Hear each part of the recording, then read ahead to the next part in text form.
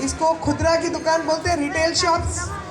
तो जो भी रिटेल के बिजनेस में है उसका बिजनेस को फ़र्क पड़ा है, उसका बिजनेस चल सके, उसको नए तरीके बेचने के आ सके, नए तरीके से वो अपने खरीदार के साथ जुड़े, ये उसको भी सिखाने की ज़रूरत है।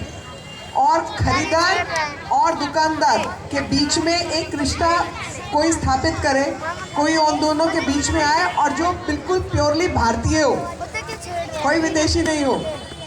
तो ये दो बच्चे इंजीनियर्स हैं, एक इंजीनियर है, एक कॉमर्स ग्रेजुएट है, और बावजूद इसके इन दोनों ने मिलकर, और ये जितने बच्चे आप देख रहे हैं ना, ये सब यंग बच्चे, 18 बच्चे हैं जिन्होंने मिलकर ये काम शुरू किया है। क्योंकि इसके पिताजी खुद दुकानदार हैं, रिटेल के दुकानदार हैं, तो उसको वो दर्द समझ आता है कि जो दुकान पे खड़ा हुआ आदमी सामान बेच रहा है, उसको भी अपना घर परिवार चलाना है।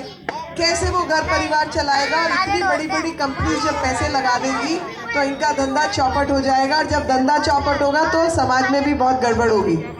इस वजह से इन्होंने टेलीफोन पर जो हम स्मार्टफोन इस्तेमाल करते हैं उस पर ऐप बनाई है जिसका नाम है पर्पल टोको। पर्पल जामुनी रंग सबको पता है, और टोको का मतलब इंडोनेशियन भाषा में दुकान होता है, मतलब पर्पल रंग की दुकान। तो ये सिर्फ कहने में थोड़ा फैंसी लगता है, फैशनेबल लगता है, इसलिए इन्होंने चुना पर्पल टोको, राइट। तो अब मेरे को लगता है कि अब इनकी थोड़ी मार्केटिंग की ज़रूरत है, ज़्यादा से ज़्यादा लोग इस ऐप पर आएँ। तो क्या है, इस ऐप के माध्यम से जो दुकान, पूरी की पूरी दुकान फ़ोटो समेत उस पर आएगी, और जिसको जो खरीदारी करनी है, मान लीजिए मैं गाड़ी में चल रही हूँ और मुझे सडनली याद आया कि यार अब करोल बाग जाने का तो टाइम मेरे पास है नहीं, लेकिन करोल बाग में ये वाले जूते 450 रुपये में मिल रहे हैं, ऑनलाइन 4500 में मिल रहे हैं, तो जहाँ पे 400 में मिल रहे हैं वो ख़रीद लेने चाहिए।